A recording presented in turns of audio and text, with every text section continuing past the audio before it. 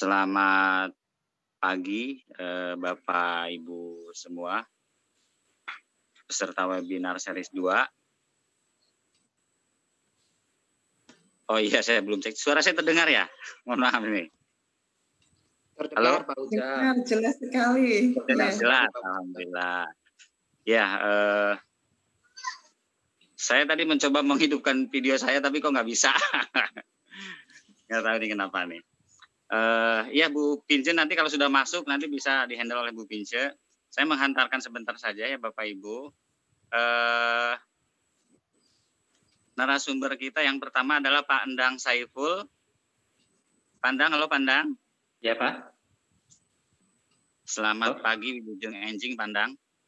Selamat pagi Wilujeng Enjing Deh Pak. Pandang ini Widya Iswara ya Pak? Ya betul Pak. Dari P4TK PLB Bandung. Ya. Kemudian narasumber yang kedua adalah Ibu Henik Rumin, Bu. Iya, betul sekali. Ya, dari SLBN 1 Bantul, Yogyakarta ya Bu ya. Ya, selamat pagi semua. Assalamualaikum warahmatullahi wabarakatuh. Oke, ya. Mungkin saya tidak usah berlama-lama. Sesinya saya langsung akan berikan ke Pandang Saiful untuk memaparkan materinya. Saya berikan waktu yang sebanyak-banyaknya, 1 jam juga nggak apa-apa. Wow. Boleh nih Pak ya. Terima kasih, silakan. Baik Bapak Ibu dan Ibu, Assalamualaikum warahmatullahi wabarakatuh. Selamat pagi. Mudah-mudahan suara saya terdengar, tidak ada masalah ini ya. Bapak dan Ibu,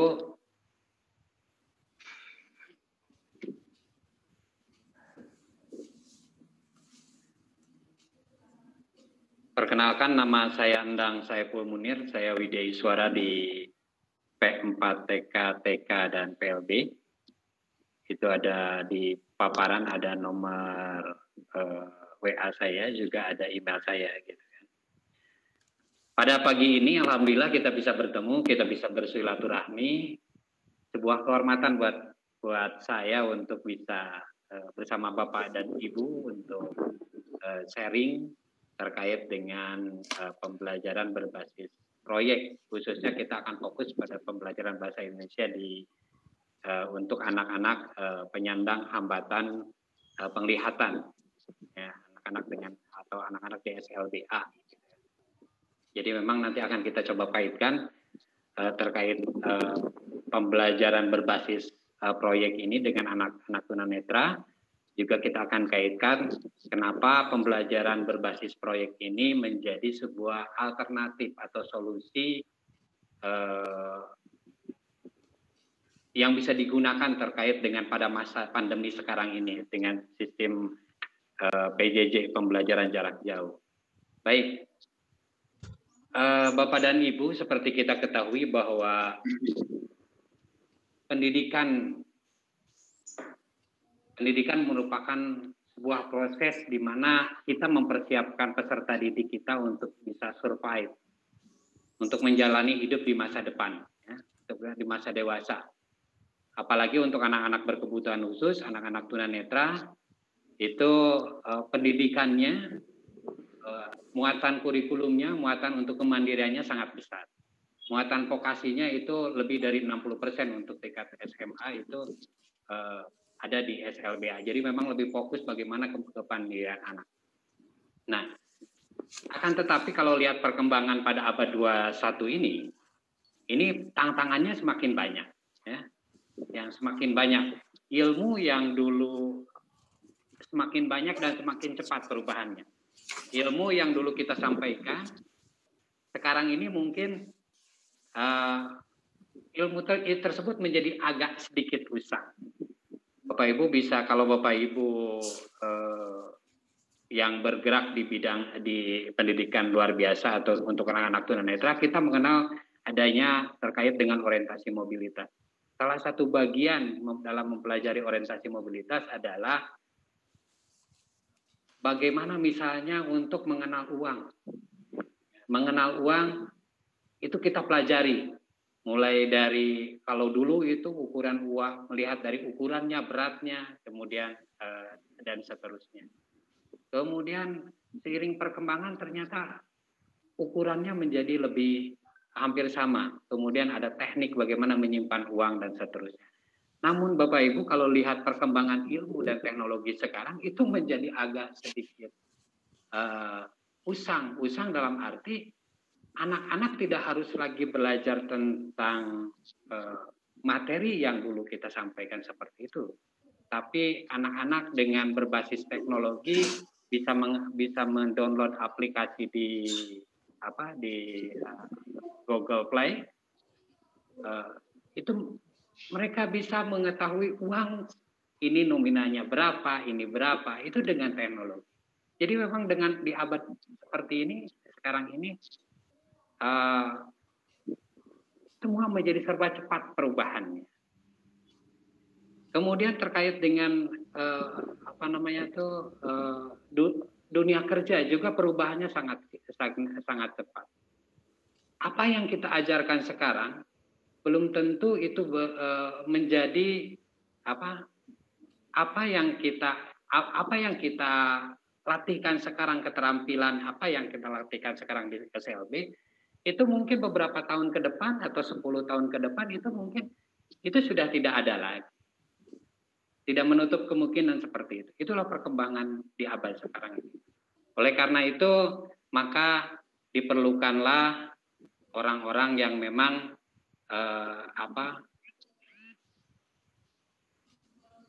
yang bisa menyesuaikan diri.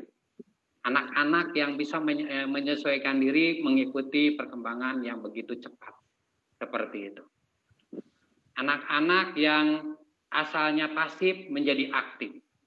Anak-anak yang dari sekedar menghafal menjadi berpikir. Ya. Kemudian anak-anak yang asalnya individual, belajarnya individual, sekarang kolaboratif. Dari biasanya anak-anak hanya menerima informasi, anak-anak harus bisa menciptakan sesuatu yang baru. Ini yang menjadi latar belakang kenapa kita salah satu muatan yang diamanatkan di kurikulum 2013 itu terkait ada model pembelajaran berbasis proyek atau project based learning. Bapak dan Ibu, namun sebelum kita berbicara jauh terkait dengan PBL, PJBL ini, pembelajaran berbasis project, kita akan mencoba mereview terkait dengan siapa sih anak tunanetra, ya, atau siapa sih anak dengan hambatan penglihatan. Ya. Ini sebuah review aja supaya kita bisa mengkonekkan antara nanti ketika kita belajar di mendiskusikan PBL dengan siapa sasaran peserta didik. Kita berbicara siapa anak dengan hambatan penglihatan. Anak dengan hambatan penglihatan banyak definisi. Mulai dari definisi pedagogi atau para ahli pendidikan, kemudian ada dari akademisi, dari ahli sosial dan sebagainya. Kita mungkin akan sedikit banyak kita akan lebih fokus pada definisi anak dengan hambatan penglihatan atau tunanetra dari konteks pendidikan itu sendiri. Nah, anak dengan hambatan penglihatan adalah mereka yang mengalami hambatan dalam indera penglihatannya. Ya. Setelah dikoreksi, itu mereka membutuhkan pendidikan dan layanan. Anak yang mengalami hambatan sedemikian rupa, yang setelah dikoreksi, mereka memerlukan pendidikan dan layanan khusus. Jadi ada yang kita garis bawahi. Pertama adalah dikoreksinya itu sendiri. Dikoreksi apa itu? Dikoreksi itu kalau dalam bahasa medis mungkin diobati atau misalnya dibantu dengan alat. Misalnya, kan banyak juga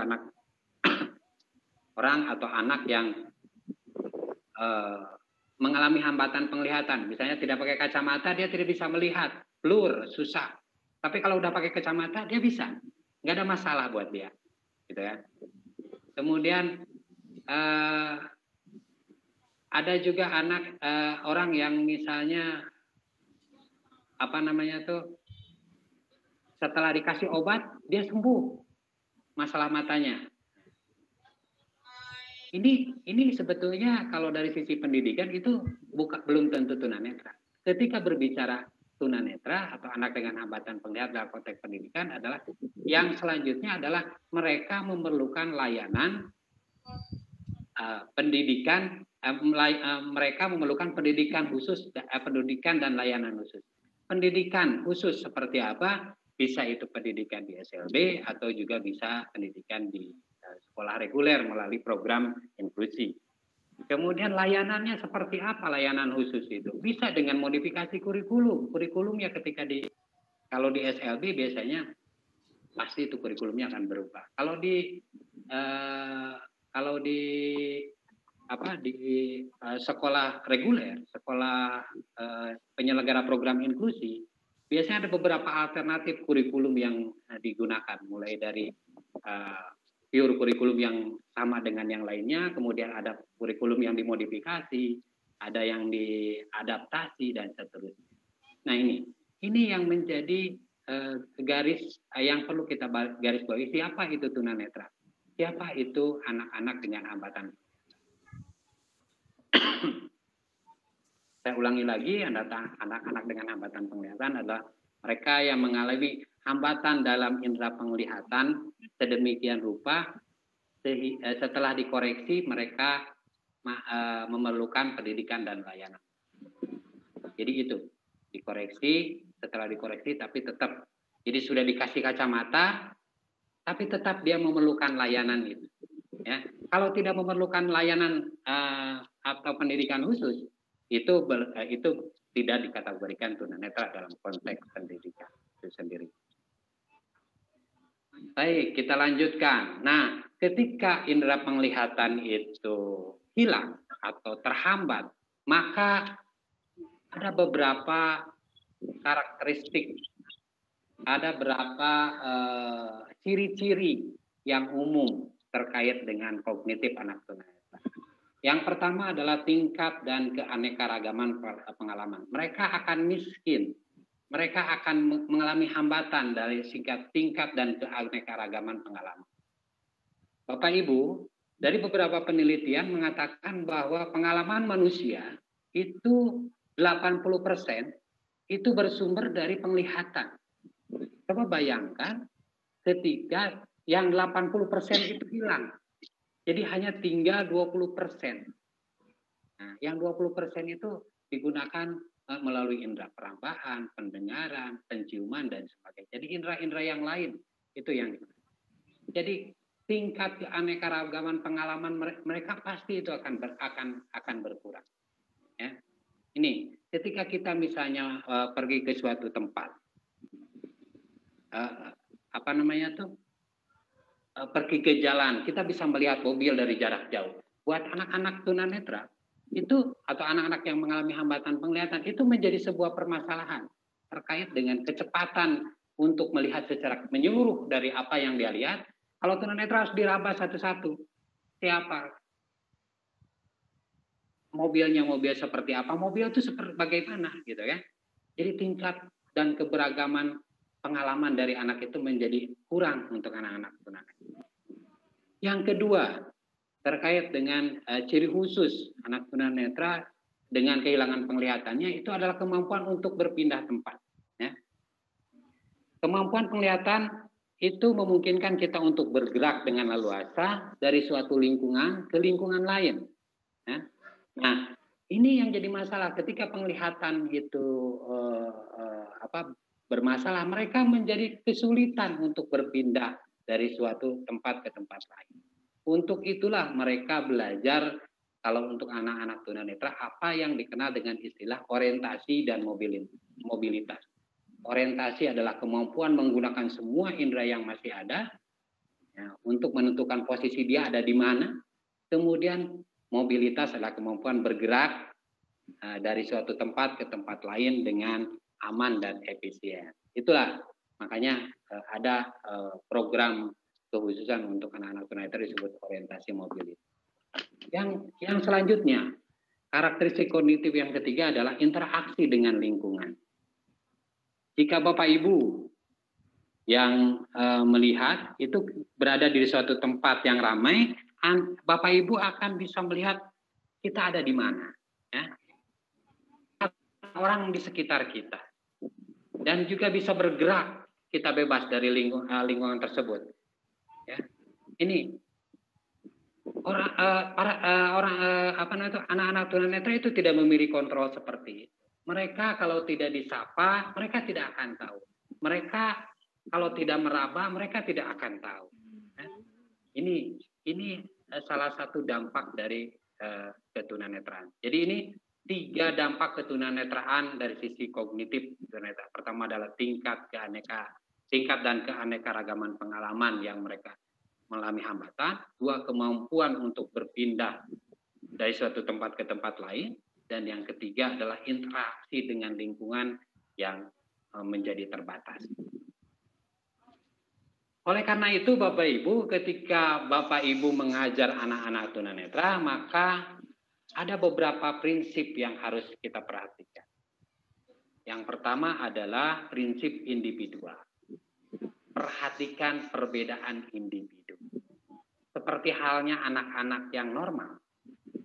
Ya. Anak-anak tunanetra juga itu punya karakternya masing-masing. Punya karakter masing-masing. Yang namanya tunanetra itu juga ternyata tidak hanya tunanetra itu tidak hanya buta, tidak hanya tidak melihat. Karena tunanetra itu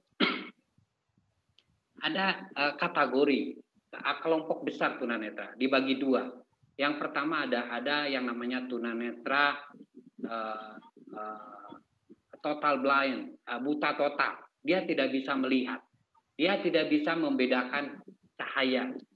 Sekarang apakah sekarang itu sekarang terang atau gelap, dia tidak. Itu yang disebut kategori tunanetra total.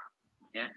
Kemudian ada juga yang kategori anak yang low vision atau anak-anak yang masih punya sisa penglihatan. Dan ini spektrumnya banyak juga. Mulai dari dia bisa membaca huruf dengan ukuran yang normal, yaitu ukuran 12, dengan menggunakan alat bantu, sampai dia hanya bisa membedakan antara sekarang terang, di ruangan ini terang atau gelap. Itu dikategorikan anak low vision. Nah, dari beberapa penelitian, itu ternyata bahwa jumlah anak low vision dibandingkan dengan anak yang buta total, itu lebih banyak anak yang kategori anak low vision. Ya, anak low vision. Sehingga penanganannya juga menjadi berbeda untuk anak yang buta total dengan anak-anak yang mempunyai sisa penglihatan. Anak-anak yang mempunyai sisa penglihatan itu rata-rata sekarang ini direkomendasikan untuk mereka mengenal huruf, kalau kami menyebutnya huruf awas, huruf yang biasa kita baca, gitu ya. Disesuaikan dengan kondisi dan kemampuan anak, gitu ya.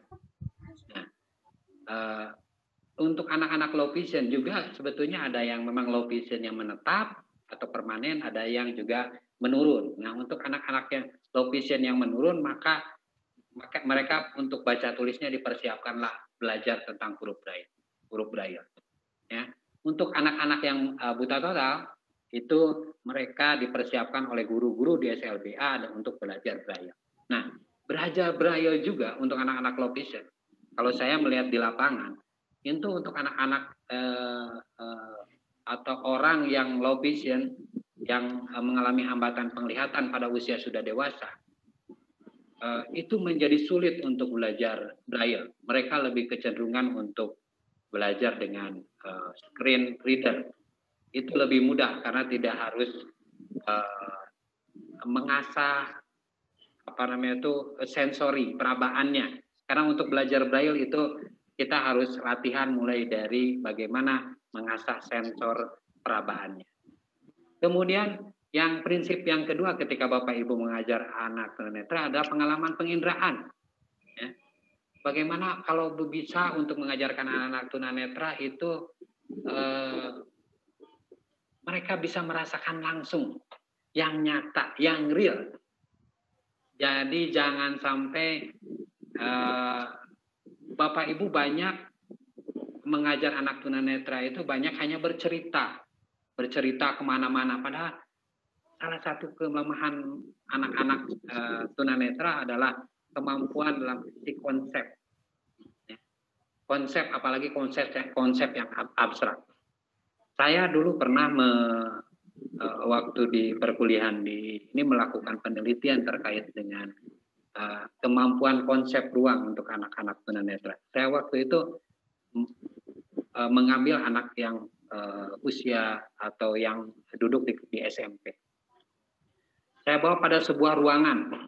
Saya berpikir bahwa anak-anak di SMP itu mereka sudah tahu tentang ruang, bentuk ruang itu seperti apa. Saya bawa ke lapangan, ke tempat yang baru, saya minta dia melakukan orientasi di ruangan tersebut dan menanyakan ruangan ini bentuknya seperti apa.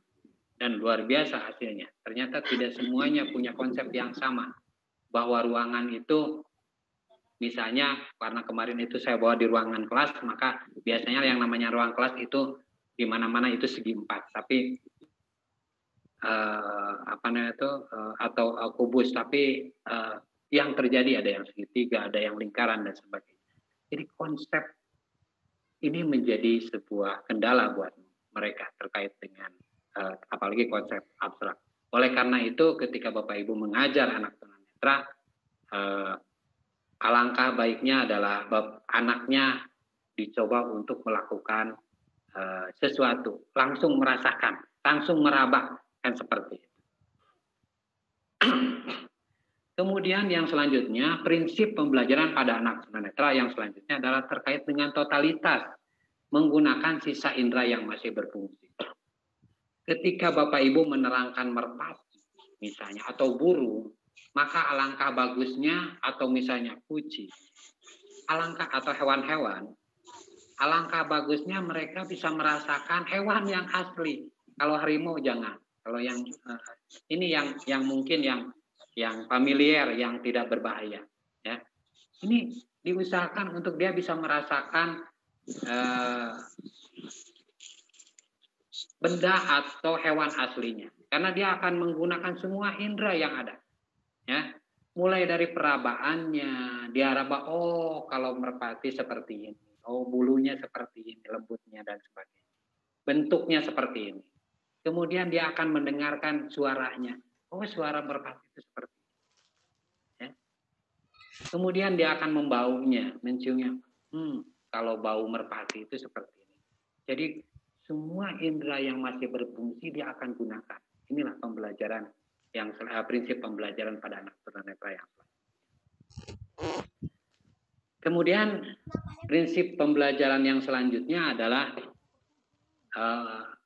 aktivitas mandiri. Usahakan Bapak Ibu sebagai guru anak tunanetra, Bapak Ibu menjadi fasilitator dan motivator. Bapak Ibu jangan jadi pelayan. Apa bedanya? Kalau pelayan itu kan melayani segala sesuatu, ini mau disodorkan. Tapi bagaimana Bapak Ibu menjadi memfasilitasi anak-anak ini untuk belajar. Dan salah satu yang bisa dilakukan adalah dengan model pembelajaran berbasis proyek. Kemudian, Bapak Ibu, oleh karena itu strategi pembelajaran bagi anak dengan hambatan penglihatan itu bagaimana Bapak Ibu memodifikasi lingkungan. Ya. Memodifikasi lingkungan sesuai dengan kondisi anak berkebutuhan. Artinya modifikasi lingkungan itu apakah anak ini butuhnya seperti apa? Apakah lingkungannya, apakah perlu alat-alat yang khusus nggak? Misalnya ketika anaknya perlu teropong, maka disediain teropong. Ya. Perlu kaca pembesar, disediain kaca pembesar. Atau misalnya kalau anak-anak tunanetra ini ada di sekolah reguler, itu mulai dari pengaturan tempat duduk di kelas itu menjadi penting. Dari mana sumber cahaya, apa dari kiri, dari kanan, itu menjadi sebuah pertimbangan ketika menentukan tempat duduk anaknya di mana. Ya. Karena ya itu tadi yang di awal dikatakan, setiap individu anak-anak tunanetra unik, sama-sama low vision, tapi dia akan berbeda cara melihat atau memandang. Dia punya keunikannya masing-masing. Ada anak tunanetra yang dia melihat itu kayak kita melihat di lubang kunci. Jadi kalau Bapak melihat dari lubang kunci, kalau yang jauh kelihatan jelas. Tapi kalau yang dekat, hanya bagian tertentu yang kelihatan. Ada yang melihat anak tunanetra itu ketika misalnya melihat seseorang, mukanya kelihatan, badannya hilang, nggak kelihatan, buram, kakinya ada, ya seperti itu. Jadi memang ini unik. Memodifikasi lingkungan itu disesuaikan dengan kondisi dan kebutuhan. Kemudian yang selanjutnya adalah bagaimana memanfaatkan indera-indera yang masih berfungsi secara optimal. Ya. Bagaimana mengembangkan pendengarannya, bagaimana melatih pendengarannya, bagaimana melatih sisa penglihatannya kalau ada masih punya sisa penglihatan. Meskipun sekecil apapun itu bisa kita optimalkan. Bagaimana mengoptimalkan indera penciumannya, makanya ada latihan orientasi mobilitas untuk membedakan melalui latihan penciuman, perabaan. Ya. Ini pemanfaatan semua indera yang masih berfungsi secara optimal. Untuk anak-anak misalnya untuk sisa penglihatan, banyak juga yang menyatakan bahwa anak yang punya sisa penglihatan kalau menonton TV jangan dekat-dekat. Jangan terlalu dekat dengan TV karena nantinya akan tambah rusak, gitu kan, akan cepat rusak dan sebagainya. Sebetulnya itu kalau saya berprinsipnya kalau memang dia punya sisa penglihatan, manfaatkanlah seoptimal mungkin.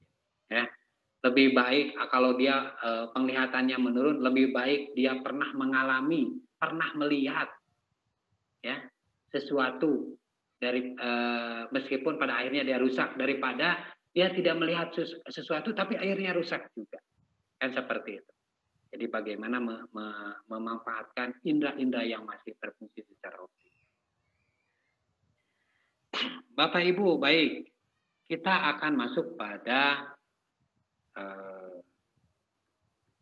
konsep pembelajaran berbasis proyek itu sendiri. Apa sih pembelajaran berbasis proyek? Pembelajaran berbasis proyek adalah pembelajaran yang melibatkan pengerjaan sesuatu proyek terkait dengan penerapan pengetahuan dan keterampilan yang konseptual. Jadi proyek melibatkan pengerjaan suatu proyek. Ya. Proyek ini dijadikan sebuah strategi, ya, strategi pembelajarannya. Jadi bagaimana menerapkan ilmu pengetahuan dan keterampilan itu dalam dunia nyata. Jadi anak bukan hanya berbicara, bukan hanya mendengarkan informasi, tapi anak bagaimana mengkonstruk konsep, prinsip, dan seterusnya. Ketika kita berbicara bahasa Indonesia misalnya, maka salah satu misalnya di pembelajaran bahasa Indonesia, anak bisa salah satu bisa yang jadikan proyek adalah membuat karangan fiksi atau non fiksi. Ini kan bagaimana dia mengkonstruk apa sih? Bukan hanya dia mendengarkan karangan fiksi adalah ciri-cirinya begini-begini, gitu ya. Tapi bagaimana dia bisa merasakan, oh seperti ini ternyata yang fiksi. Oh ciri-cirinya seperti ini. Jadi dia merasakan langsung terkait dengan ilmu yang dia dapat. Nah, hasil akhir dari pembelajaran berbasis proyek itu adalah siswa menghasilkan produk. Ya, siswa menghasilkan produk. Produk itu bisa individual ataupun kelompok. Ini yang sering kali jadi apa ya? Jadi kalau saya ngobrol dengan teman-teman guru SLB, kan di SLB mah beda dengan di maaf saya agak logat bahasa Sundanya. Kan kalau di SLB itu satu kelas kadang-kadang 1 orang, paling banyak 5 orang atau 10 orang, itu Pak udah banyak sekali. Itu kan susah Pak kalau untuk mengajarkan berbasis proyek, karena berbasis proyek itu kelompok. Enggak juga ternyata. Pembelajaran berbasis proyek itu bisa produk yang dihasilkan bisa itu produk individu, hasil individu atau kelompok itu sendiri. Nah itu dari sisi konsep pembelajaran berbasis proyek. Baik, ada karakteristik selanjutnya terkait dengan karakteristik. Karakteristik pembelajaran berbasis proyek. Pertama adalah sentralistik, ya. Proyek menjadi fokus pembelajaran, ya. Proyek yang dilakukan itu adalah proyek yang ada dalam kurikulum. Proyek yang kita lakukan adalah inti dari kurikulum itu sendiri. Ya. Jadi apa yang ditugaskan untuk menghasilkan sesuatu itu berasal dari materi atau kompetensi harus anak miliki. Jangan sampai di luar itu, karena ketika kita anak mengerjakan sebuah di luar kurikulum, di luar materi, itu menjadi bukan pembelajaran berbasis proyek lagi. Tapi fokus pada di sisi materi, ada nggak di kurikulum? Ada yang harus dipelajari. Misalnya yang tadi, ketika kita berbicara menulis atau mengarang cerita fiksi atau non-fiksi, itu kan mungkin ada di kurikulum. Dan itu bisa dijadikan sebuah proyek. Kemudian yang selanjutnya adalah pertanyaan pendorong atau penuntun atau juga orang menyebutnya adalah stimulus. Dimulai dengan fokus pada pertanyaan atau permasalahan. Ya, itu.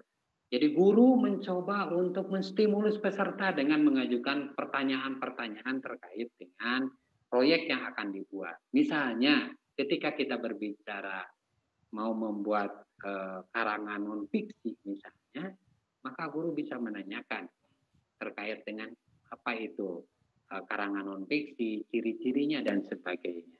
Ya.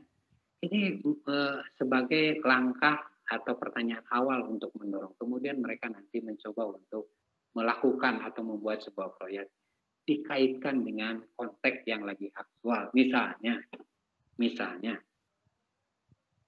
sekarang ini kan musim pandemi, maka tidak menutup kemungkinan anak-anak diminta untuk membuat sebuah proyek, membuat karangan non-fiksi terkait dengan pengalaman mereka di masa pandemi seperti ini. Ini kan sebuah proyek yang bagus menurut saya.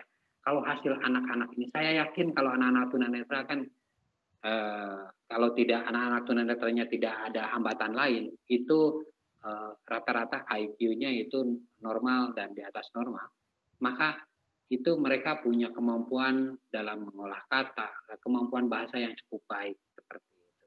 Sehingga kalau mengarang mereka bisa mengarang yang cukup baik. Kalau karangan ini dijadikan sebuah proyek, misalnya dalam satu kelas itu ada 5 orang, berarti nanti ada 5 karangan non-fiksi yang didapat terkait dengan misalnya pengalaman dia di masa pandemi. Ketika 5 orang ini Bapak Ibu bimbing menjadi sebuah cerita yang bagus, itu kan bisa dijadikan buku diari untuk anak, buku diari atau diterbitkan dan sebagai sebuah pengalaman mereka. Karena mungkin pengalaman kita yang melihat dengan yang pengalaman mereka itu akan lain. Ada keunikan ketika mereka mempersepsikan sebuah permasalahan yang dihadapi. Menurut kita ini masalahnya sebetulnya nggak ada masalah, nggak terlalu menarik.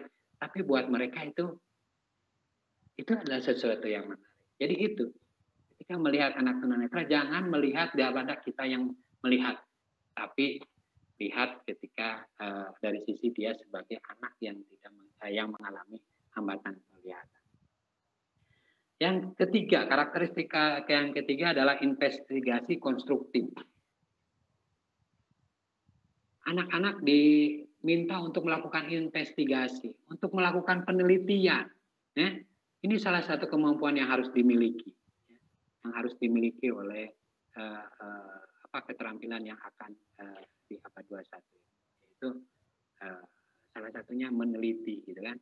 Proses mulai dari mengarah pada pencapaian tujuan, mengandung kegiatan penyelidikan, bagaimana membangun konsep, memecahkan masalah, dan mengambil keputusan. Itu yang disebut dengan investigasi konstruktif.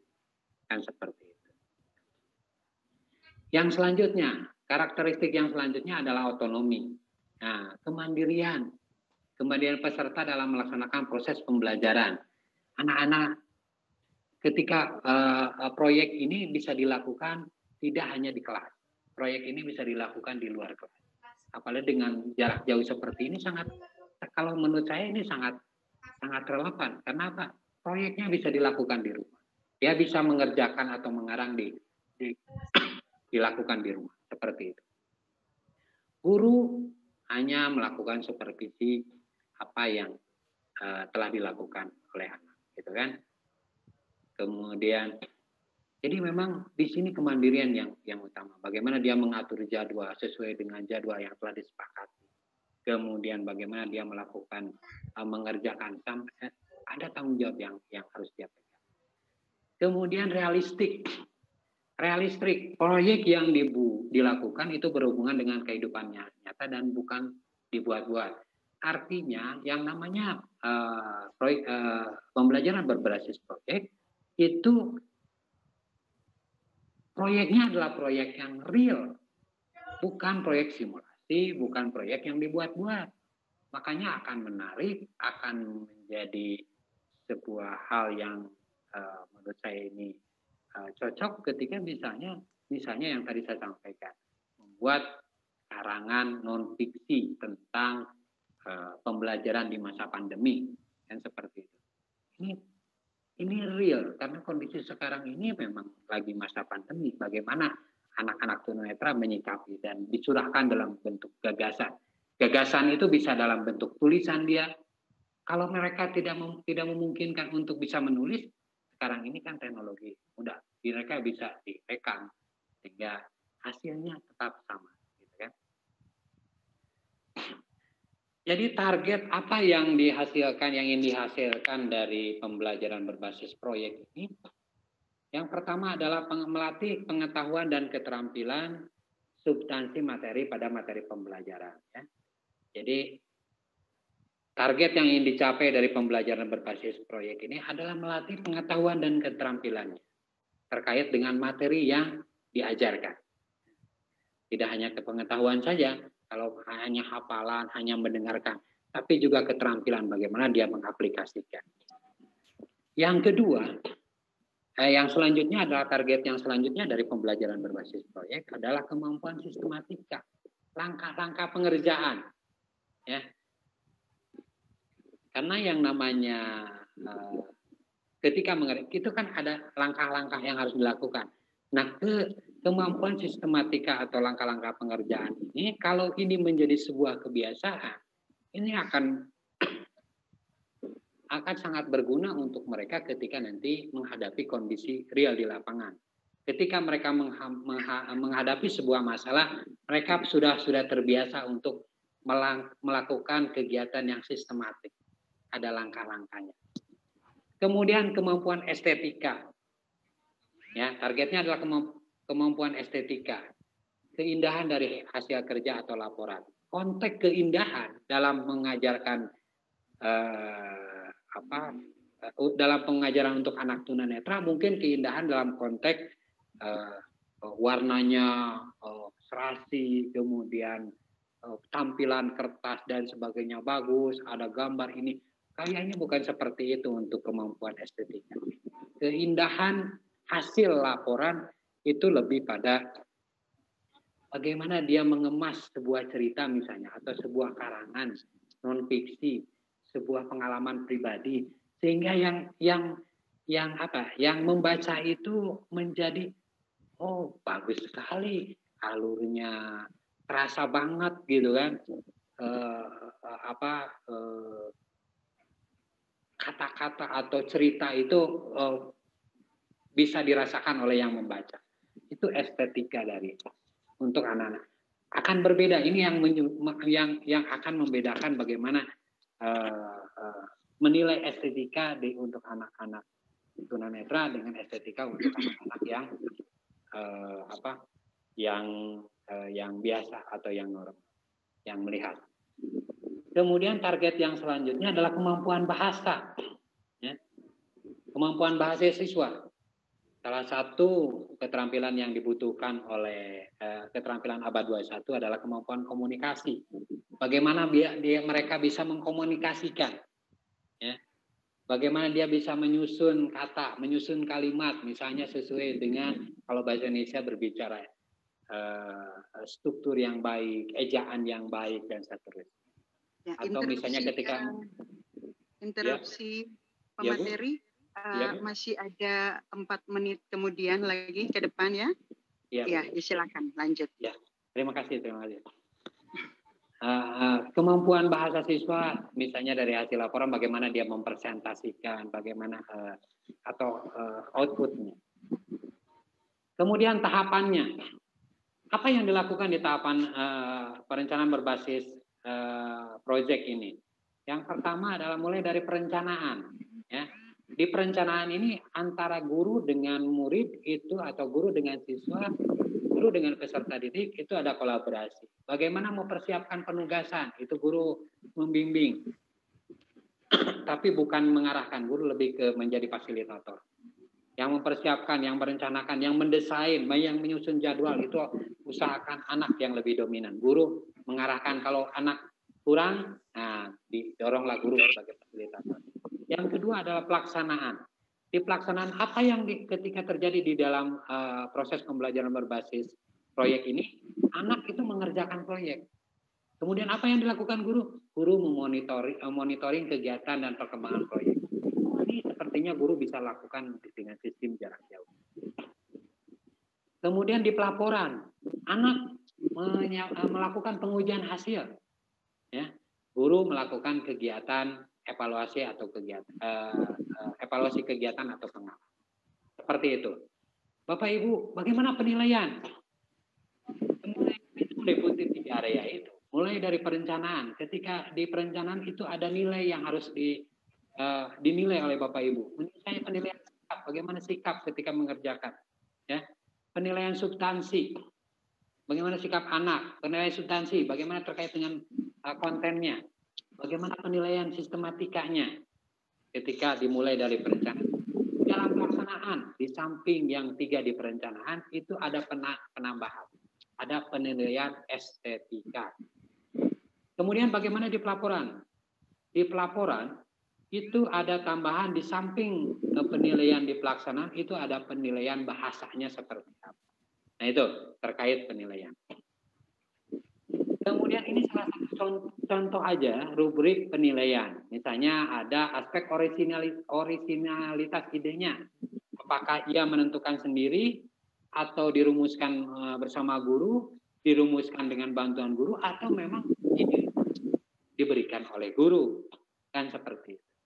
Jadi ini hanya sebuah contoh aja. Nanti contoh ini kata-katanya bisa disesuaikan dengan kondisi anak di lapangan. Yang selanjutnya ini salah satu contoh cara penilaiannya.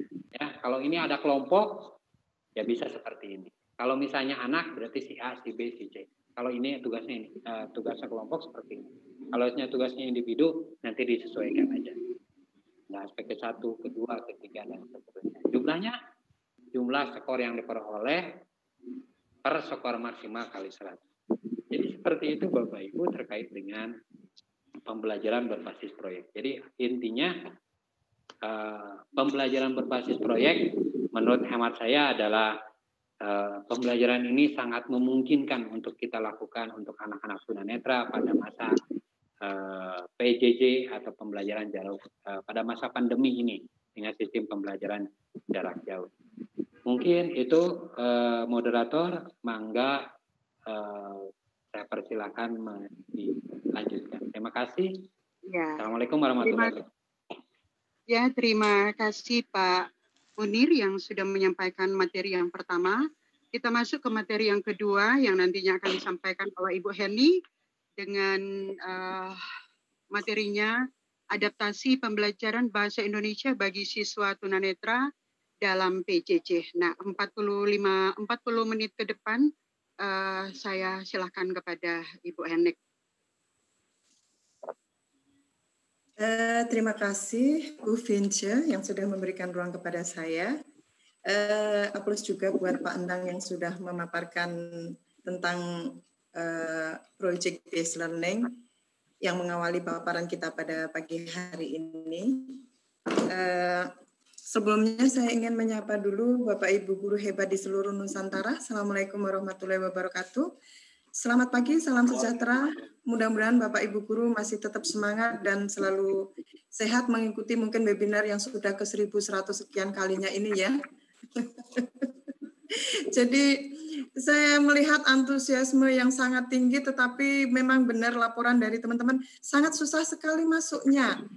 Sudah tertulis terdaftar tapi tidak bisa masuk, tidak apa-apa, tapi kita bisa mengikuti di berbagai media, bisa lewat YouTube, kita bisa mengaksesnya juga lewat YouTube. Baik, Bapak Ibu guru hebat di seluruh Nusantara dan juga teman-teman yang ada di sini.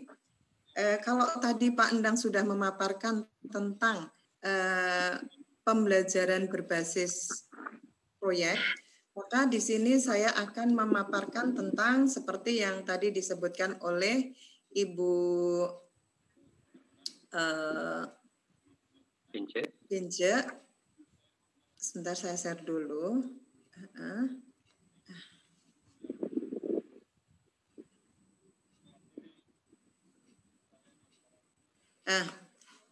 Tentang adaptasi pembelajaran bahasa Indonesia bagi siswa tunanetra, sebenarnya tadi tidak ada kelas 12 ya, tapi kita akan memberikan batasan juga bahwa apa yang akan kita sampaikan itu memang khusus nanti untuk anak-anak kelas 12, meskipun tidak akan menutup kemungkinan bahwa yang akan kita sampaikan, karena bahasa itu luas, bahasa itu sebenarnya dari awal, dari pembelajaran awal sampai akhir, itu mengulang sesuatu yang hampir sama. Hanya beda materi sedikit-sedikit, tapi meskipun demikian, materi juga bisa diulang-ulang. Baik Bapak Ibu Guru, sebelum saya mulai, kita akan mengatakan dulu tentang perbedaan pola pembelajaran pada saat normal dan pada saat new normal. Nah,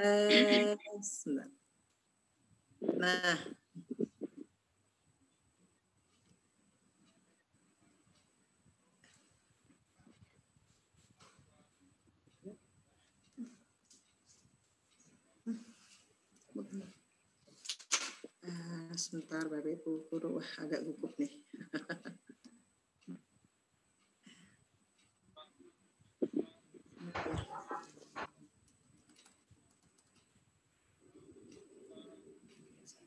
Oke, ya. Ini maunya tadi yang agak istimewa, tapi ternyata harus biasa aja. Ya, pada saat pembelajaran normal, ini kita mengacunya kepada anak-anak kita yang tunanetra, ya, Bapak Ibu Guru, bahwa ketika pada pembelajaran normal, pembelajaran kita lakukan dengan tatap muka. Murid ketemu dengan teman-temannya, ketemu dengan gurunya, ketemu dengan masyarakat di sekolah, bisa saling menyapa, bisa saling bertukar informasi. Ketika sampai sekolah juga mereka dengan antusias bercerita dengan riuhnya tentang suasana di rumah atau mereka yang rasakan selama seharian tidak ketemu dengan teman-temannya. Tapi ketika pembelajaran itu harus berubah pada saat pandemi ini, pembelajaran akhirnya berubah menjadi pembelajaran jarak jauh yang itu mengharuskan anak-anak harus tetap stay at home, just stay at home, benar-benar harus tinggal di rumah. Dan itu akan merubah semua tatanan yang sudah dilakukan oleh anak-anak dengan rutin setiap hari bertatap muka dengan teman-temannya. Kemudian tentang interaksi. Tentang interaksi. Jadi ketika waktu pembelajaran normal, anak-anak bisa interaksi dengan bebas. Interaksi anak tunanetra itu lebih kepada misalnya sentuhan dan rabaan itu adalah interaksi yang biasa dilakukan oleh anak-anak tunanetra, tapi ketika pembelajaran itu berubah menjadi new normal, itu harus sesuai dengan protokol kesehatan. Maaf, nanti saya bisa gedein juga. Oke, sesuai dengan protokol kesehatan. Kemudian bagaimana dengan waktu? Waktu pada saat pembelajaran di normal, kita memiliki waktu terbatas dengan pembelajaran yang terbatas di sekolah. Tapi ketika pembelajaran itu masuk ke dalam new normal, 24 jam anak harus tinggal di rumah, 24 jam anak harus melakukan semuanya di rumah tanpa ada batasan waktu. Dan itu akan menyulitkan pembelajaran bagaimana harus prosesnya. Tapi Bapak Ibu Guru, bagaimanapun juga pembelajaran yang dalam konsep new normal itu mau tidak mau memang harus kita lakukan. Nah, kemudian next.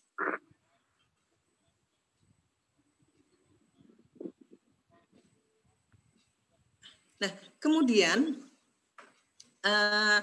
dampak pembelajaran jarak jauh, bagaimana perkembangannya dengan anak-anak kita yang tunanetra? Mohon maaf Bapak Ibu Guru, perkembangan bahasa di sini saya mengambil pengalaman dari anak-anak kami. Jadi mengambil pengalaman dari anak-anak kami ketika kami mengadakan visitasi ke rumah. Selama 3 bulan lebih ya, hampir 4 bulan. Mereka harus belajar di rumah, itu berdampak pada keterampilan berkomunikasinya sedikit hambat. Karena seperti yang kita ketahui bahwa yang namanya keterampilan berbahasa itu melingkupi mendengar atau menyimak, kemudian berbicara, menulis, dan membaca. Tapi ketika mereka harus stay di rumah, dan kebanyakan, mohon maaf, murid-murid kami itu berasal dari golongan ekonomi menengah ke bawah yang tingkat ekonominya mulai dari yang sedang sampai yang memprihatinkan itu ada semua. Jadi akhirnya ketika saya mengatakan bahwa keterampilan berkomunikasi kurang berkembang karena di rumah ada yang, ini contoh, ada yang di rumah sendiri, ibunya bekerja sebagai ART, tidak ada bapak, tidak ada alat komunikasi, jadi yang dilakukan anak di rumah itu hanya berdiam diri dan tidak tahu apa yang harus dilakukan, tidak ada teman untuk ngobrol, itu ada.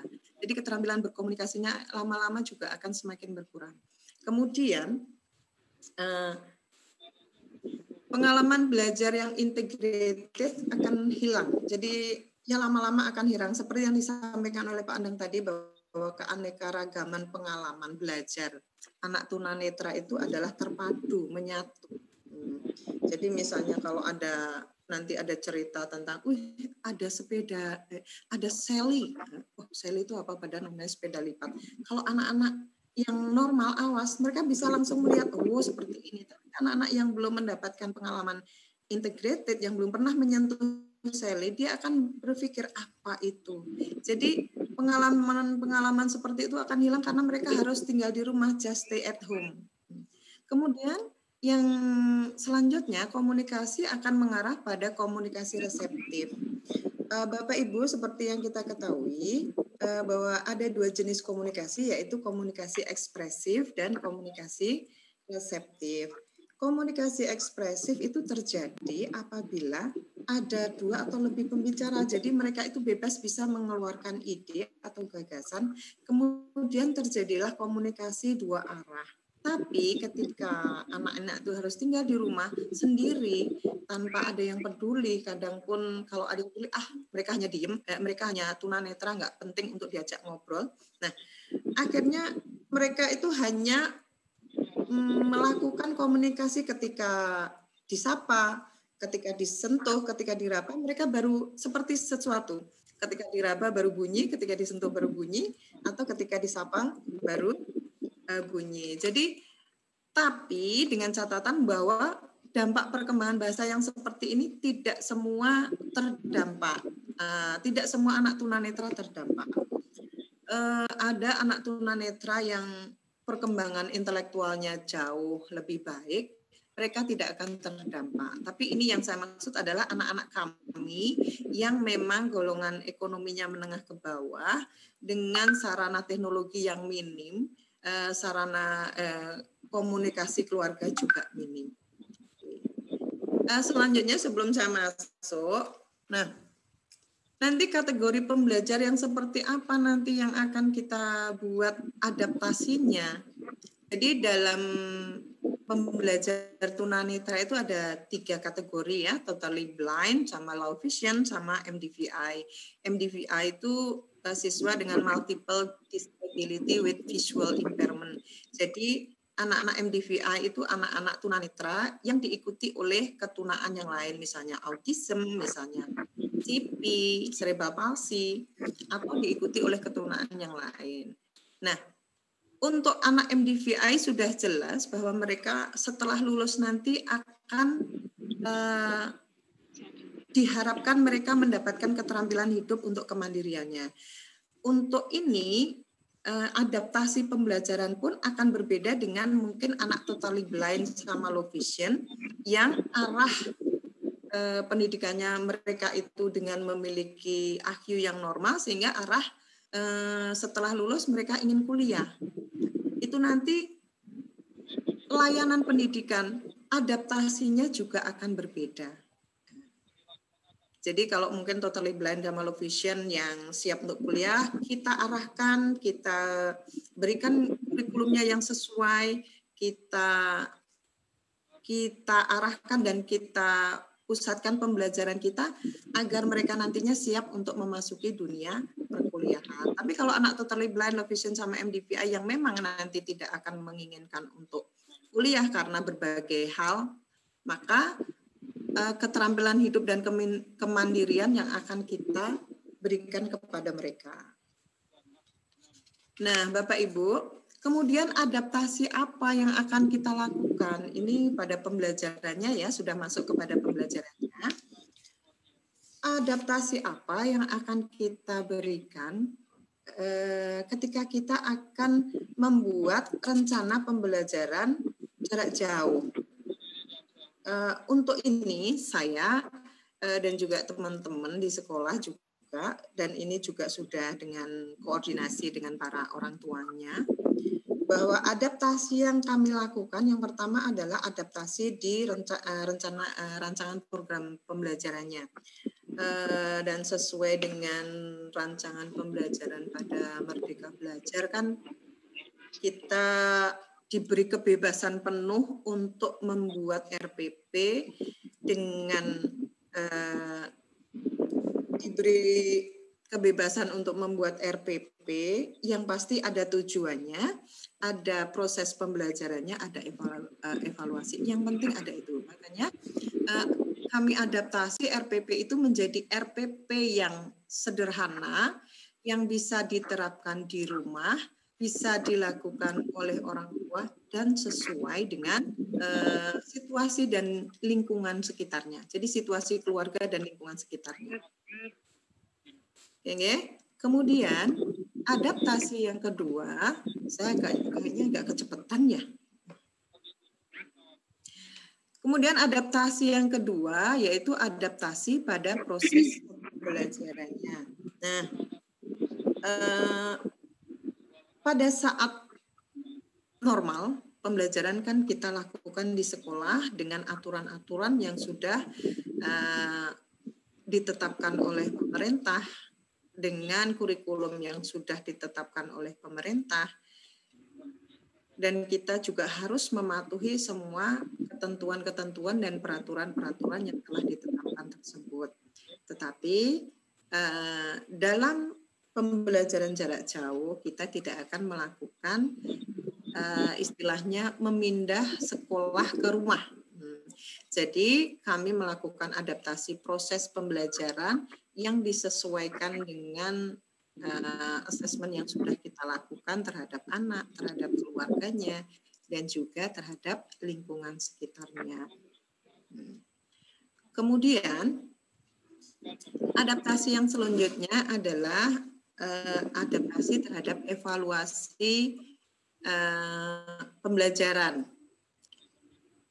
Biasanya dalam kondisi normal, dalam kondisi sekolah, evaluasi kita lakukan hanya murni oleh guru. Jadi evaluasi dilakukan oleh guru terhadap anak didik dan itu dilakukan di sekolah. Tapi dalam pembelajaran jarak jauh ini, evaluasi kita lakukan berkolaborasi dengan orang tua atau keluarga lah. Jadi kolaborasi itu penting karena pembelajaran itu dilakukan di rumah. Kita sebagai guru tidak bisa full memantau perkembangan yang dilakukan oleh peserta didik selama masa pembelajaran jarak jauh berlangsung. Jadi evaluasi dari orang tua itu sangat penting kita lakukan.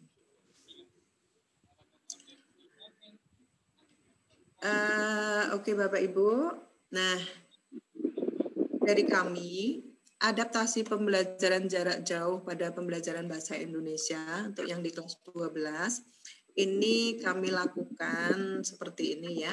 Jadi ini kami tampilkan KD Bahasa Indonesia Tunanetra kelas 12 semester 1 yang sesuai dengan K13. Dalam KD itu ada di semester 1 itu ada 8 KD, baik KD pengetahuan maupun KD keterampilan. Nah, di dalam KD-KD ini sebenarnya inti dari KD ini adalah pembelajaran tentang teks diskusi dan pembelajaran tentang teks prosedur. Nah, jika saya harus mengadaptasi seluruh KD ini, kemudian saya terapkan untuk pembelajaran jarak jauh, pastilah orang tua tidak akan mampu untuk melakukannya. Karena prinsipnya bahwa kita kan tidak akan memindahkan sekolah ke rumah. Jadi ketika kita menghadapi sebagai contoh saja yang KD 3.1 ya. Jadi memahami struktur dan kaidah teks diskusi dalam bahasa Indonesia baik lisan maupun tulisan. Kalau ini saya serahkan, ini loh Bapak Ibu, bahwa KD kita seperti ini, nanti para orang tua pasti akan bertanya, KD itu apa Ibu? Terus nanti bagaimana kami akan menjalankannya? Nah, akan sangat kesulitan sekali, makanya untuk mengadaptasi ini kami melakukan kolaborasi dengan orang tua, kami melakukan kesepakatan dengan orang tua, kami bertemu dengan orang tuanya, dan mohon maaf ini orang murid kami untuk kelas 12 nantinya itu hanya akan ada 2. Jadi meskipun kami memanggil atau saya yang datang ke rumah untuk mengadakan diskusi tentang tema atau kegiatan yang tepat yang akan dilakukan oleh anak-anak di rumah, pastilah harus sesuatu yang menyenangkan dan sesuai dengan apa yang disenangi oleh anak terlebih dahulu. Makanya kami mengadakan diskusi dan hasilnya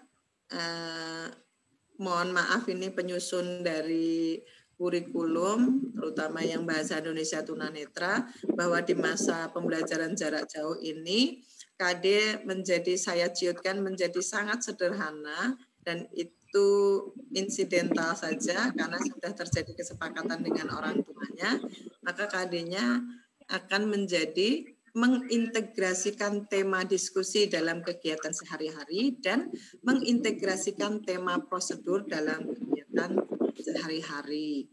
Nah, Bapak Ibu, sudah dapat KD-nya, kemudian kami susun program pembelajarannya seperti apa. Nah, orang tua memberikan gambaran bahwa kondisi rumah seperti ini, kondisi kami seperti ini, dan kami antara guru dan orang tua juga sudah tahu kondisi siswa seperti ini. Maka pembelajaran yang tepat nanti untuk tema diskusi dan tema prosedur akan dibuat seperti apa, itu harus ada kesepakatan bersama antara orang tua dan sekolah, dan itu nanti ada di dalam bentuk kesepakatannya. Kemudian pembelajaran akan diintegrasikan dengan mata pelajaran yang lain. Kalau dalam hal ini kami integrasikan ke dalam keterampilan boga dan kemandirian. Dan juga nanti sebenarnya bisa diintegrasikan juga dengan pembelajaran-pembelajaran yang lain yang sesuai. Oke, nah program yang disusun diarahkan pada program pembelajaran fungsional yang sesuai dengan situasi dan kondisi keluarga, rumah, dan lingkungan sekitar. Jadi, karena kedua anak kami ini sudah pasti tidak akan maju ke jenjang pendidikan selanjutnya, yaitu perkuliahan, maka pembekalan keterampilan hidup dan kemandirian itu menjadi pokok pemikiran kami dan tujuan dari pembelajaran kami. Jadi meskipun ini belajar bahasa Indonesia, tapi tetap bisa menjalankan kegiatan yang fungsional, yang sesuai dengan kebutuhan anak, ya. Dan semua harus dipusatkan pada apa yang disukai anak terlebih dahulu, kemudian bakat dan minat anak itu ada di mana. Itulah nanti yang akan kita mulai untuk memberikan pembelajaran fungsionalnya. Kemudian adaptasi berikutnya yang kami lakukan adalah waktu pembelajaran fleksibel sesuai dengan situasi dan kondisi di lingkungan rumah. Dan itu kami benar-benar buat bahwa sebisa mungkin bahwa apa yang kita lakukan itu tidak mengubah aturan dalam keluarga. Karena akan sangat kasihan sekali, contohnya murid kami yang satu ini, dua-duanya ini bahwa orang tuanya adalah orang tua tunggal dan mereka juga anak tunggal. Yang orang tuanya harus bekerja dari pagi sampai sore, makanya kalau kami harus mengubah aturan, mungkin akan membuat dampak perekonomian juga pada keluarganya.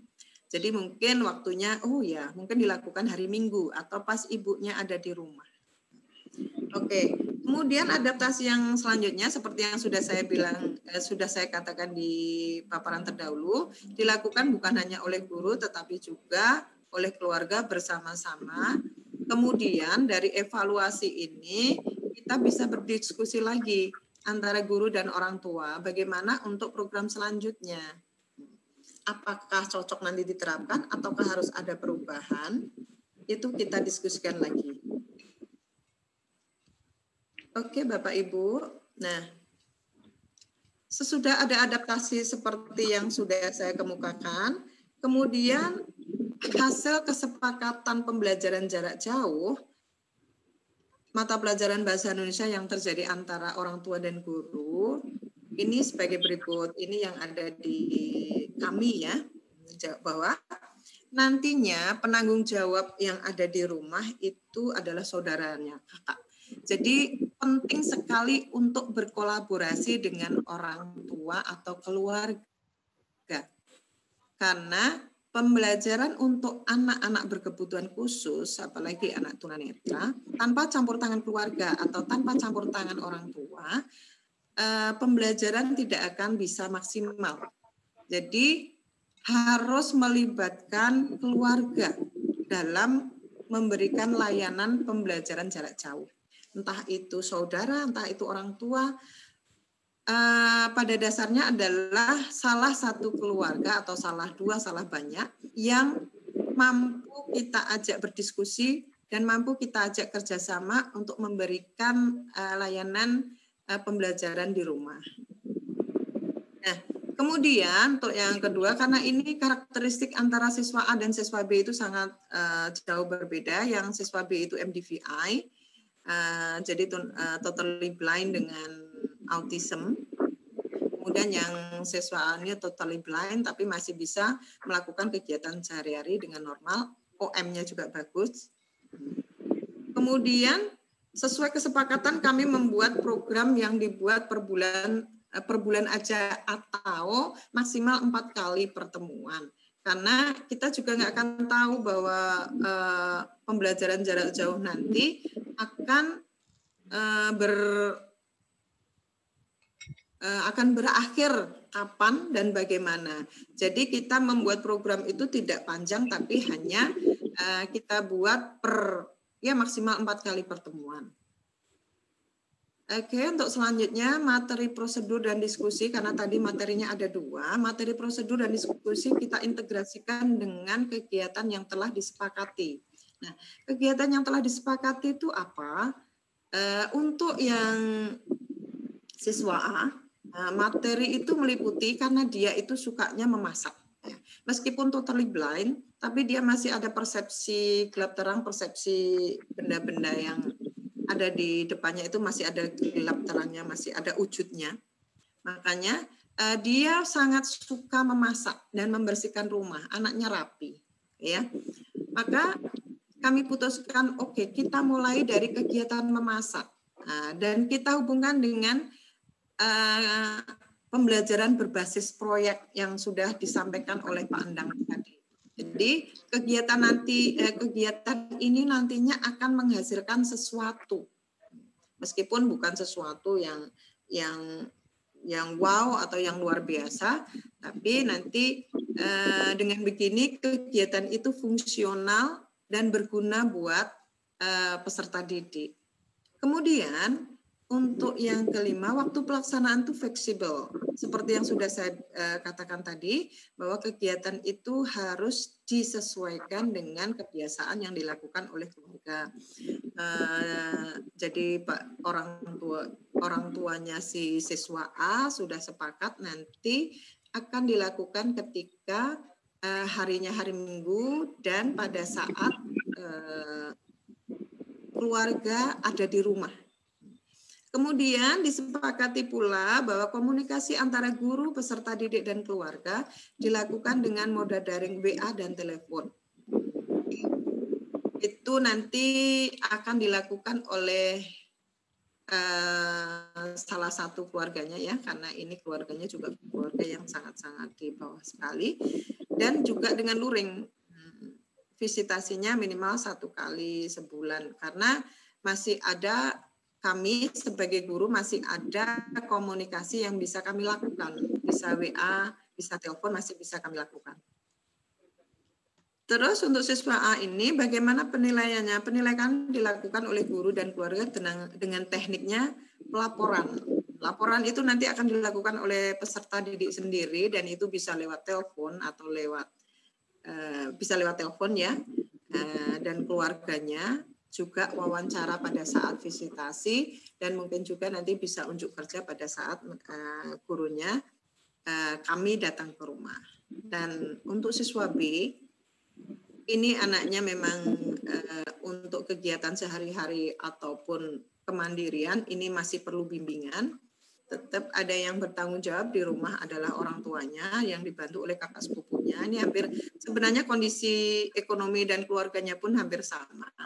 Perencanaan program juga dibuat 4 kali pertemuan atau per bulan. Kemudian materinya kalau yang tadi yang pertama tentang dia senengnya itu masak. Yang siswa B senangnya itu makan itu hanya makan tertentu. Dia senang makan mie instan dan minumnya itu energen. Dan satu hal yang paling utama, dia itu senang bernyanyi dan bermain musik. Nah, jadi dari situlah kami masuk. Nah, jadi yang pertama nanti mungkin kita akan memberikan materi masak mie instan dan bernyanyi. Jadi semua apa yang dia lakukan tuh dia bisa sambil dinyanyikan. Nah, waktu pelaksanaan juga fleksibel, kemudian komunikasi guru peserta dan orang tua itu mau tidak mau kami lakukan secara luring. Jadi kami visitasi ke rumah. Meskipun rumahnya dari sekolah ke rumahnya sekitar 15 km dan dari rumah saya sekitar 30 km, it's okay, nggak masalah. Senang-senang saja sambil menikmati pemandangan di sekitarnya. Dan penilaian juga dilakukan oleh sama seperti yang siswa yang pertama, dilakukan oleh guru, orang tua, serta saudara terdekatnya dengan teknik pelaporan, wawancara, tatap muka, serta unjuk kerja yang dilakukan oleh siswanya. Nah, Bapak Ibu Guru, kemudian format rancangan pembelajaran jarak jauh yang seperti apa? Karena anak-anak ini adalah anak-anak yang memiliki karakteristik berbeda-beda, maka kami lakukan namanya RPJJI, rancangan pembelajaran jarak jauh individual. Nah, seperti pada prinsip Merdeka Belajar, sebenarnya yang namanya RPP itu tidak ada patokan baku, bahwa kita bisa membuat RPP dengan kreasi kita sendiri, yang pasti ada tujuannya, ada strategi pembelajarannya, ada evaluasinya. Strategi pembelajaran itu proses ya. Jadi yang terpenting ada 3 itu, tapi di sini saya tetap akan memasukkan nama mata pelajarannya, semester, kemudian waktu, kemudian nama anaknya seperti apa, kemudian profil peserta didik atau karakteristik dari anak tersebut. KD adaptasinya kami masukkan KD adaptasi yang seperti tertera di KD adaptasi yang saya kemukakan sebelumnya, kemudian indikatornya kita buat sesuai dengan indikator kesepakatan yang telah kita buat dengan orang tua, tujuan demikian juga, media, kemudian alat dan bahan, terus skenario pembelajaran atau strategi pembelajarannya, kemudian penilaiannya dan evaluasi. Sekali lagi Bapak Ibu Guru, ini bukan RPP baku yang harus kita lakukan.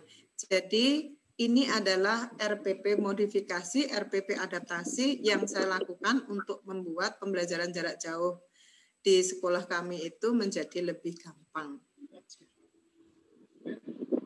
Oke, dan selanjutnya ini RPP yang digunakan untuk siswa A yang tadi ya, itu namanya Happy Lintupinasti, dengan karakteristik bahwa siswa ini tunanetra total, usianya sudah 18 tahun, mampu berkomunikasi bagus, emosi juga bagus. OM di sekolah dan di rumah sudah seperti anak awas, karena dia masih ada persepsi gelap terang. Kemudian interaksi sosial juga cukup baik di lingkungannya. Pokoknya di lingkungan, di orang-orang yang sudah dia kenal, dia interaksinya cukup baik, tapi untuk di luar lingkungan yang sudah familiar dengan dia memerlukan penyesuaian. Kemudian kemampuan baca tulis Braille juga cukup baik, kemandirian cukup baik, yang pasti suka memasak dan merapikan rumah atau merapikan ya semua yang ada. Dia biasanya meraba-raba ini nggak pas, ditaruh di mana, dia bisa merapikan barang-barang yang dia sudah kenal dengan baik. Kemudian bagaimana kondisi ekonomi orang tuanya menengah ke bawah, dan ini sangat ke bawah ya Bapak Ibu. Kemudian dia kondisinya anak tunggal dengan ibu bekerja sebagai asisten rumah tangga, tapi dia mampu menggunakan gadget atau HP karena kakaknya ini sangat-sangat care dengan anak ini, ya, kakak sepupunya. Makanya ketika saya mengatakan bahwa harus ada komunikasi yang sangat-sangat baik, ada kolaborasi yang sangat-sangat baik dengan orang tua atau salah satu keluarganya, itu penting sekali untuk membuat pembelajaran yang di rumah itu menjadi pembelajaran yang menyenangkan. Kemudian kompetensi dasarnya tetap menerapkan kegiatan yang bersifat prosedural dan diskusi dalam kegiatan sehari-hari, jadi kegiatan fungsional. Kegiatan fungsional kan sesuatu yang bermanfaat bagi anak dan bisa diterapkan dalam kehidupan sehari-hari, dan itu kegiatan nyata. Kemudian indikatornya apa? Mereka mampu melakukan tahapan memasak. Nah, ini karena yang pertama tadi kita akan melakukan tahapan memasak ya. Jadi dia mampu melakukan tahapan masak sayur asam, terus mampu menceritakan. Dan tujuan akhirnya apa? Tujuan akhirnya dia bisa menghasilkan sayur asam dengan rasa yang sesuai dan bisa menceritakan tahapan-tahapan dalam membuat sayur itu kepada guru dan keluarga, baik lewat moda daring ataupun ketika tatap muka dengan runtut. Dan itu pun nanti bisa dilakukan juga dengan tertulis. Jadi hasil kerjanya itu ada. Jadi ini belum ada yang tertulisnya ya. Jadi bisa dilakukan dengan tertulis. Kemudian media pembelajarannya sudah pasti. Kemudian alat dan bahan-bahannya juga ada. Nah, strategi pembelajarannya kami menggunakan seperti yang sudah diutarakan oleh Pak Endang. Kita menggunakan strategi pembelajaran berbasis proyek. Ya, jadi proyeknya sederhana sekali, dia menghasilkan sayur asem, nah yang nanti bisa diceritakan prosedurnya bagaimana. Nah, sebelum melakukan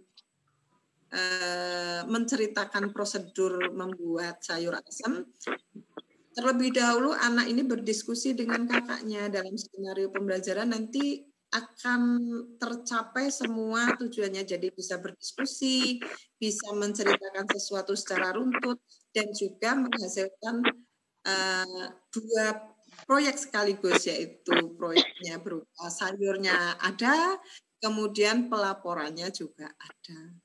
Jadi kita menggunakan project based learning dan diskusi. Kemudian strateginya yang lain adalah memulai dari apa yang disukai oleh peserta didik. Itu penting sekali kita mengetahui apa yang disukai, apa minat dan bakat dari anak tersebut. Karena dari situlah kita akan masuk. Nah, skenario pembelajarannya, sebenarnya ini skenario dan semua RPPJI-nya ini memang semuanya sudah merupakan kesepakatan dengan orang tua. Jadi sudah disepakati oleh keluarga bahwa seperti inilah RPJJ yang nantinya akan dipakai untuk pembelajaran di rumah, dan itu juga haruslah menarik. Jadi ini suasana mungkin pagi hari di kegiatan rutin, kemudian anak peserta didik itu berdiskusi dengan salah satu keluarganya, bisa ibunya atau kakaknya mau masak apa, keinginannya apa. Jadi itu masuk menjadi tema diskusinya masuk. Kemudian akhirnya tercapai kesepakatan memasak sayur asem, dan peserta didik yang mendapatkan tugas memasak sayur asem dengan dipantau dan dipandu oleh kakaknya. Jadi bagaimanapun tidak bisa 100%. Boleh interupsi? Ya, narasumber, kita masih punya waktu sekitar 7 menit ke depan, dan sesudah itu kita akan masuk ke sesi tanya jawab. Lanjutkan, Mem. Oke, terima kasih. Ya. Oke, dan selanjutnya tadi ini ya, jadi kesepakatannya itu. Kemudian peserta didik melakukan kegiatan urutan tersebut. Masak bersama keluarganya sambil berdiskusi, sambil ngobrol, terlibat sesuatu yang menyenangkan. Dan hasil akhirnya di sini bisa terlihat bahwa sudah memasak, kemudian sudah ada hasilnya, kemudian siswa bisa melaporkan kegiatan kepada gurunya, baik itu tulisan, jadi dia menulis dalam braille prosedur yang dia lakukan ketika memasak sayur, kemudian kakak juga mengirimkan foto kegiatan kepada gurunya. Nah, untuk penilaian unjuk kerja bisa lewat gambar atau foto, bisa unjuk kerja pada saat guru datang ke rumah, pelaporan dan wawancara oleh orang tua dan peserta didik. Dan nanti ini ada catatan bahwa evaluasi RPJJ itu akan dievaluasi oleh keluarga dan guru, kemudian nanti program akan berhasil jika anak sudah bisa melakukan urutannya dan bisa dengan antusias dan senang melakukannya. Dan anak dikatakan berhasil jika mampu melakukan dan melaporkan dengan runtut proses masak yang telah dilakukan kapanpun orang lain akan menanyakannya. Ya. Nah, untuk yang contoh RPJJ kedua, ini karena anaknya itu senang dengan bernyanyi, maka kegiatannya akan kita lakukan integrated project based learning juga. Nah, jadi karena sukanya itu makan mie instan, oke, kita mulai dengan project membuat mie instan, memasak mie instan. Sama seperti yang tadi ya. Jadi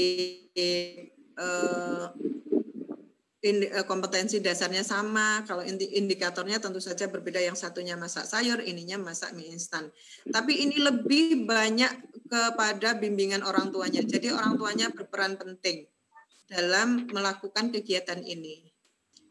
Kemudian ya tujuannya menceritakan tahapan dan menghidupkan mainkan. Kemudian media memasaknya adalah mie instan, dan selanjutnya strateginya menggunakan project based learning juga, kemudian menggunakan metode diskusi dalam memutuskan kegiatan, memulai dari hal yang disukai oleh peserta didik. Skenario pembelajarannya di sini sudah disebutkan ya. Kemudian penilaiannya bagaimana? Penilaian kita bisa kerjakan dengan unjuk kerja dari peserta didik pada guru dan orang tua, kemudian pelaporan juga dari guru, dari orang tua, dengan catatan yang sama dengan siswa A. Yang terpenting dari RPJJ ini, Bapak Ibu, adalah kita mengetahui karakteristik anak didik, baik karakteristik anak didik, kondisi dan situasi keluarganya, agar kita bisa menentukan apa yang kita inginkan, tujuannya itu akan tercapai. Bapak Ibu, ini adalah contoh. Ini anak kami yang tunanetra total, tapi dia bisa melakukan kegiatan ini dengan baik. Ya, dia waktu itu di waktu masa pandemi kemarin, ini saya dikirimi foto oleh kakaknya, dia menggoreng telur karena dia di rumah sendiri, dia harus masak, dia harus menyiapkan dirinya sendiri ini, dan kebetulan kompornya pun masih kompor biasa. Kemudian, nah ini sampai dari mulai proses goreng telur sampai dia mencuci piring itu dia bisa melakukan sendiri. Untuk hal yang sangat sederhana dia bisa melakukan sendiri. Bapak Ibu, yang terakhir beberapa hal yang mendukung keberhasilan PJJ adalah bahwa ketersediaan media atau sarana yang mendukung. Tapi jangan dibayangkan bahwa media itu media yang high teknologi atau sarana yang luar biasa. Hanya sesuatu yang sesuai dengan kesepakatan yang sudah disepakati oleh guru dan orang tua, juga sesuai dengan kondisi dan situasi di rumah. Kemudian adanya asesmen peserta didik, keluarga, dan lingkungan. Jadi ketika asesmen itu sudah jelas, maka RPJJ itu akan tepat kita buat seperti apa, bagaimana prosesnya, bagaimana strateginya, apa tujuannya, bagaimana evaluasinya. Kemudian mau tidak mau harus ada kerjasama yang harmonis antara guru dan orang tua dalam menyusun program pembelajaran. Kalau tidak ada kesepakatan antara guru dan orang tua, nantinya akan menjadi miss. Gurunya maunya seperti ini, orang tua mau seperti ini, akhirnya anaknya entah kemana. Kemudian materi sesuai dengan kebutuhan peserta didik, akhirnya diarahkan menjadi sesuatu yang fungsional. Peserta didik itu ingin ke depannya ingin seperti apa, yang penting mengarah kepada kemandirian dan kebutuhan hidup, kemandirian. Kemudian tujuan dari RPJJ ini apa harus jelas. Jadi tujuan dari pembelajaran kita ini harus jelas, sehingga kemana anak akan mengarah, apakah mau kuliah, ataukah mau ada kemandirian atau keterampilan hidup, karena nantinya RPJJ yang akan kita buat pun akan berbeda antara satu dan lainnya sesuai dengan tujuan yang akan kita inginkan. Bapak Ibu, ini bukan sesuatu atau panduan Bapak Ibu untuk membuat adaptasi pembelajaran bagi peserta didik yang Ibu Bapak ampuh, tetapi hanya lebih kepada pengalaman kami di sekolah ketika harus menghadapi pandemi. Saya yakin bahwa setiap guru, setiap individu memiliki kreativitas sendiri, memiliki keunikan sendiri bagi keunikan sendiri murid-murid peserta didiknya ya. Jadi kemungkinan apa yang saya sampaikan tidak bisa diterapkan pada putra-putri Bapak Ibu, tapi lebih kita sharing aja bahwa di sekolah saya seperti ini, mudah-mudahan juga meskipun sedikit atau banyak juga Bapak Ibu juga punya sesuatu yang menarik, yang inovatif, yang adaptif untuk kemajuan peserta didik kita. Demikian Bapak Ibu yang bisa saya sampaikan. Terima kasih. Assalamualaikum warahmatullahi wabarakatuh. Waktu saya kembalikan kepada Ibu Vinja. Monggo silahkan. Ya, luar biasa ya materi kita pada kesempatan kali ini. Kita berhadapan dengan narasumber yang handal yang memang benar-benar sudah kompeten dan malang melintang di bidangnya. Nah, materi yang luar biasa ini dan unik sudah disertai juga dengan beberapa pertanyaan. Nah, masuk pada sesi pertanyaan